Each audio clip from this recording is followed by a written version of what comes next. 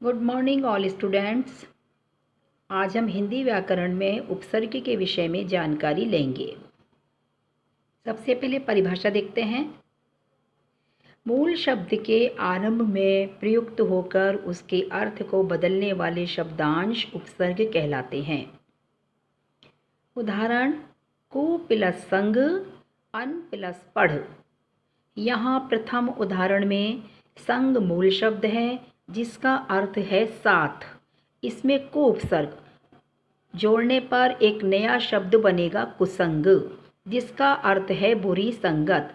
यहाँ पर बच्चों को का जो प्रयोग हुआ है, को उपसर्ग का जो प्रयोग हुआ है वो बुरे के रूप में हुआ है। संग यानी साथ, हमने संग के साथ में को उपसर्ग का प्रयोग किया। को यानी बुरा, बुरा साथ, तो इसका अर्थ हुआ बुरी संगत। इसी प्रकार द्वितीय उदाहरण में पढ़ मूल शब्द है। इसमें अन उपसर्ग जोड़ने पर नया शब्द अनपढ़ बनेगा, जिसका अर्थ है अशिक्षित। अशिक्षित यानी बिना पढ़ा लिखा। जो पढ़े लिखे नहीं होते उन्हें हम अशिक्षित कहते हैं, निरक्षर कहते हैं। इसी प्रकार उपसर्ग के अन्य उदाहरण हैं अ प्लस हित। आ उपसर्ग है, हित यानी मूल शब्द है, नया शब्द बना अहित।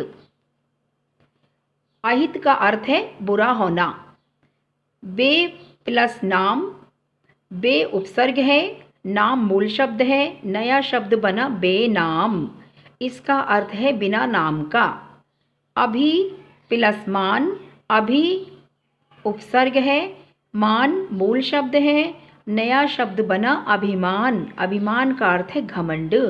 प्र उपसर्ग है, गति मूल शब्द है, नया शब्द बना प्रगति।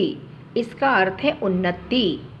उपसर्ग भाषा के भंडार को बढ़ाते हैं। उपसर्गों का प्रयोग स्वतंत्र रूप से नहीं होता है, ये शब्दांश होते हैं। हिंदी में 4 प्रकार के उपसर्गों का प्रयोग होता है। संस्कृत के उपसर्ग यानी प्र, उर्दू के उपसर्ग यानी बे, हिंदी के उपसर्ग यानी अ, संस्कृत के अव्यय शब्द यानी पुनः।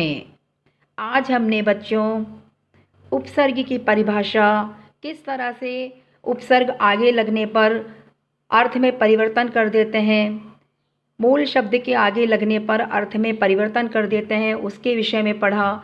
उपसर्ग कितने प्रकार के होते हैं उसके विषय में पढ़ा।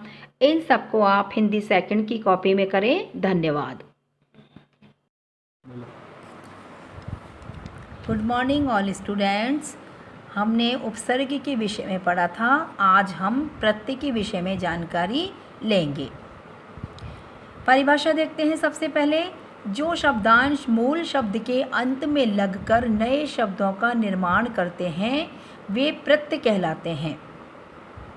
मूल शब्द यानी मूल शब्द के अंत में यानी आखिर में लग कर के नए शब्दों का जो निर्माण करते हैं वो प्रत्यय कहलाते हैं। उदाहरण जैसे सुंदर शब्द है, मूल शब्द है सुंदर, ता प्रत्यय लगाया तो नया शब्द बना सुंदरता।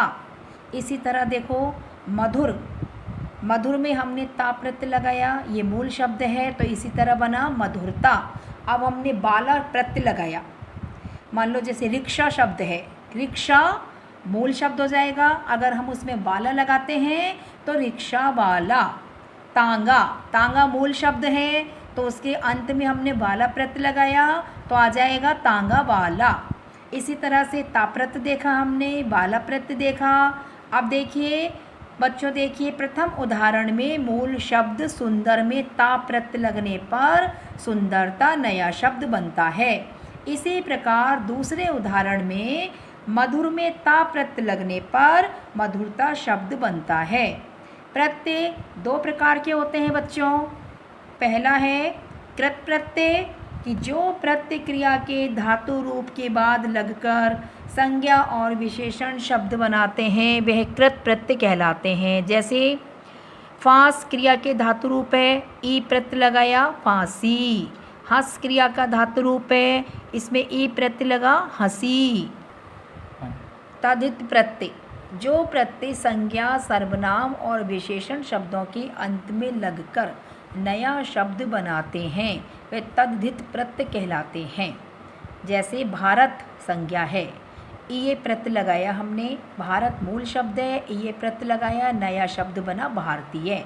पीला मूल शब्द है, ये विशेषण है, भारत संज्ञा है और पन प्रत्यय लगाया तो नया शब्द बना पीलापन। तो बच्चों हमने इससे पहले उपसर्ग का अध्ययन किया था, आज हमने प्रत्यय का अध्ययन किया है और कल मैं आपको इसके अभ्यास प्रश्न दूंगी, वो आप अपनी हिंदी सेकंड की कॉपी में करेंगे। जब तक इनकी परिभाषा, इनके प्रकार, प्रत्यय, उपसर्ग के इनको आप याद कीजिएगा। धन्यवाद।